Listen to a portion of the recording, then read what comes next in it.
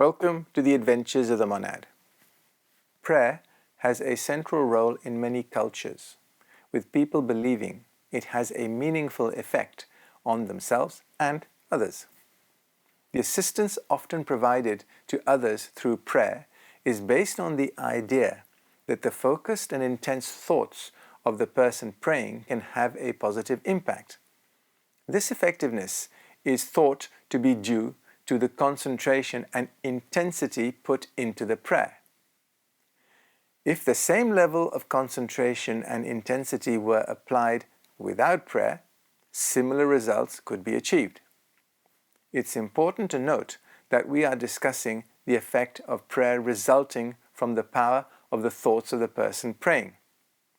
There are also other results of prayer where the attention of a developed human, superhuman, or non-human intelligence is called upon, which may lead to direct assistance being provided by a power superior to that of the person praying.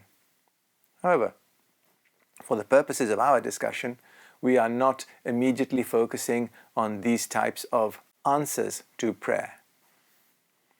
Everything that can be achieved for the living through thought can even more easily be achieved for the deceased.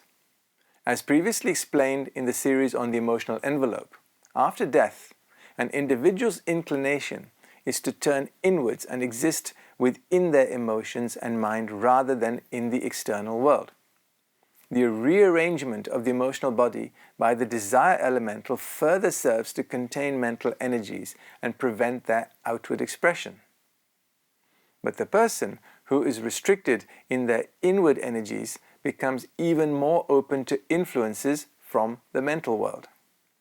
The reason for this is that our mental life, for the vast majority of us, is totally subjective. We live in a thought bubble of our own making. There, we process the thoughts we generate during our recently finished incarnation. As we know, thoughts are very real and physical objects in the mental world. The amazing thing is that another monad can enter into this subjective bubble and communicate with a person going through the last stage of their return to their causal body.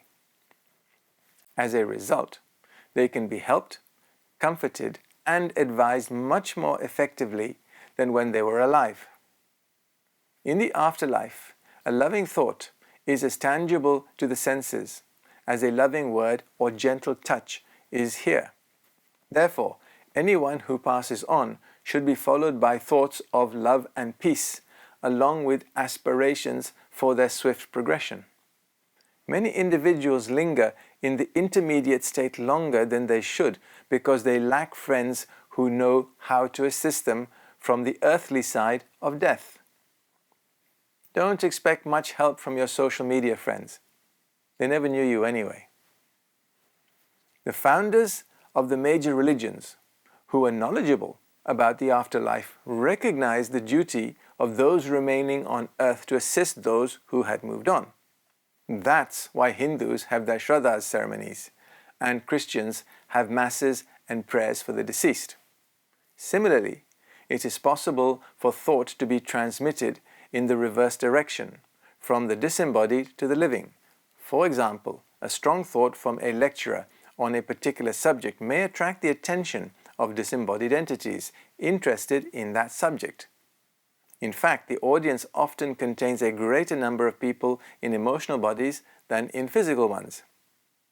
I hope they are more awake than the students in the lectures and not fiddling with their emotional mobile phones.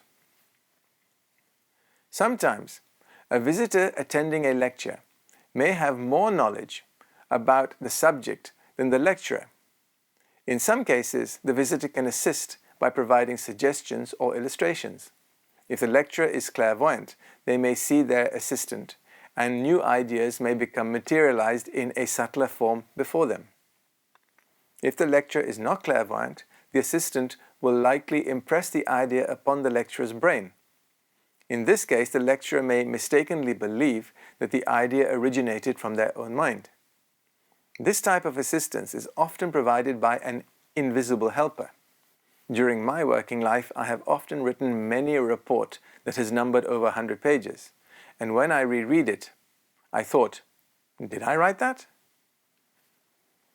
The power of combined thought of a group of people used intentionally towards a specific goal is well known to occultists and others familiar with the deeper science of the mind. In some parts of Christendom, it is customary to precede a mission to evangelize a specific area with deliberate and sustained thinking. This creates a thought atmosphere highly conducive to the spread of the teachings being contemplated and prepares receptive minds for the forthcoming instruction. The contemplative orders of the Roman Catholic Church, as well as the recluses of the Hindu and Buddhist faiths, contribute significantly through their thoughts. We may think they are being self-indulgent, sitting there contemplating their navels, and some of them are. However, wittingly or unwittingly, they are purifying our mental world for all our mutual benefit. Ultimately, when a good and pure intelligence dedicates itself to aiding the world by spreading noble and lofty thoughts, it performs a definite service to humanity, and the solitary thinker becomes one of the elevators of the world. An example of how one person's thought atmosphere can influence another person both consciously and subconsciously is the relationship between a pupil or disciple and a spiritual teacher or guru. In the East, it is understood that a crucial part of a disciple's training is to constantly be in the presence of the teacher and be immersed in their aura. The teacher's various aspects vibrate with a steady and powerful energy at higher and more constant rates than the pupil can ever achieve on their own. The pupil's thought waves are gradually raised to match those of the teacher due to the constant influence. An analogy can be drawn from musical training, where a person with little musical ear finds it hard to sing accurate intervals alone, but can do so more easily when singing with a well-trained voice. What is important is that the teacher's dominant influence is continuously affecting the pupil day and night without requiring conscious effort from either of them. This enables the subtler vehicles of the pupil to grow in the right direction.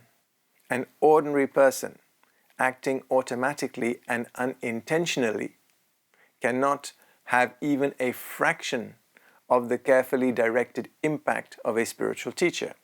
However, the collective influence of many individuals can somewhat compensate for the lack of individual power. Consequently, the constant, albeit unnoticed influence exerted by the opinions and feelings of those around us often lead us to unconsciously absorb many of their biases and prejudices. An accepted pupil of a master is so closely in touch with the master's thought that they can train themselves at any time to see what that thought is upon any given subject. In that way, they are often saved from error. The master can at any time send a thought through the pupil either as a suggestion or a message.